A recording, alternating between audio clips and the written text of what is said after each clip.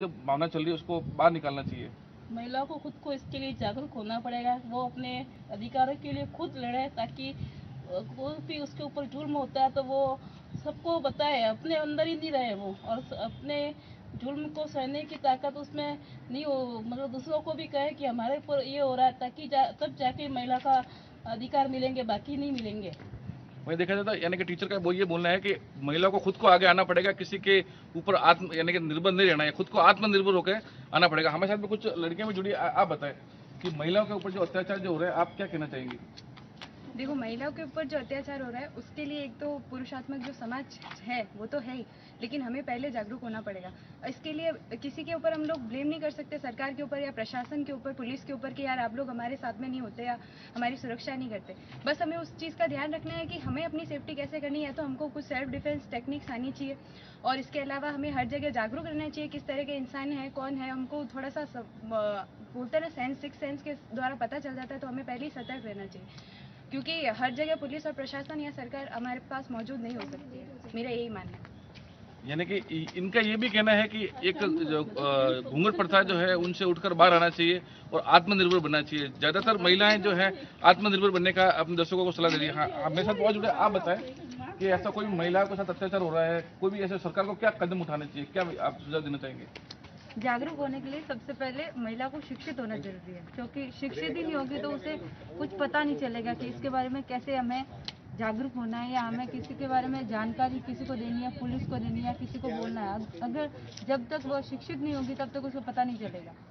तो वही यानी शिक्षा का अभाव भी बहुत बड़ी एक कारण है, जिसको लेकर यानी कि जो अत्याचार जो है दबा रह रहा है। मेरे साथ और जुड़े, आप बताएं कि कोई थाने में जाता है लेकिन महिलाओं के वहाँ पे सुनने वाला कोई नहीं है, क्या कहेंगे इस पर?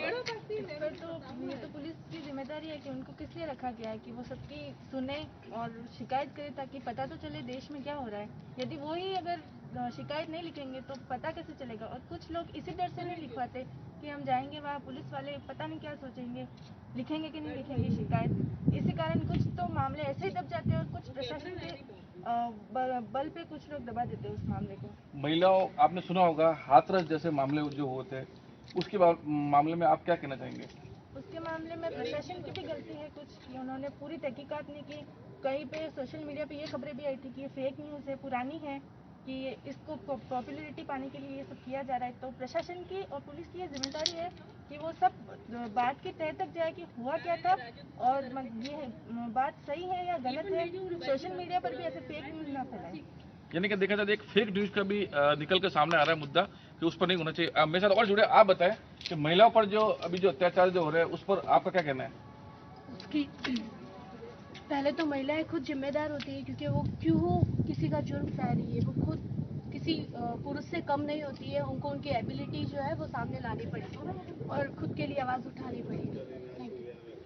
यानी कि मेरे साथ में जो टीचर थे उनसे एक बार हम दोबारा पूछेंगे कि ये जो मामले जो सामने आ रहे हैं, सरकार को ऐसे क्या मामले पर सरकार को क्या कदम उठाने चाहिए ऐसे मामलों पर?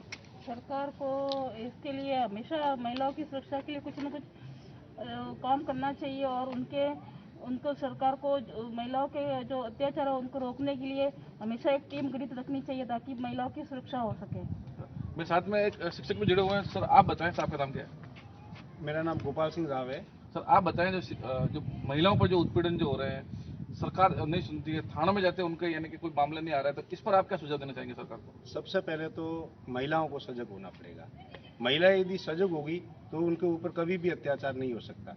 जब अत्याचार की शुरुआत हो हल्की सी, उसी समय महिला इसकी शिकायत दर्ज करा दे या किसी अपनी सहेली को बता दे, या पुलिस में बहुत सी ऐसी महिलाएं भी है जो हमेशा सहयोग के लिए तत्पर रहती है, उनको बता देगी तो शुरुआत होगी, उसी समय वहाँ उनका दमन हो जाएगा और अपराध नहीं होगा। यानी कि इनका साफ तौर से कहना है कि बिल्कुल भी किसी भी रूप में अगर आपका हनन हो रहा है, महिलाओं से अत्याचार होता है, किसी भी रूप में आपको डरने की जरूरत नहीं है। आप सामने आए, अपनी जो श्रम हया जो है उससे निकल कर बाहर आए, जिससे कहीं ना कहीं ये अपराध कम होता साफ तौर से नजर आएगा। सहयोगी पर्सन गोपाल सिंह के साथ प्रतीक सोलंकी, इंडिया न्यूज, सिरोही। बोलिए।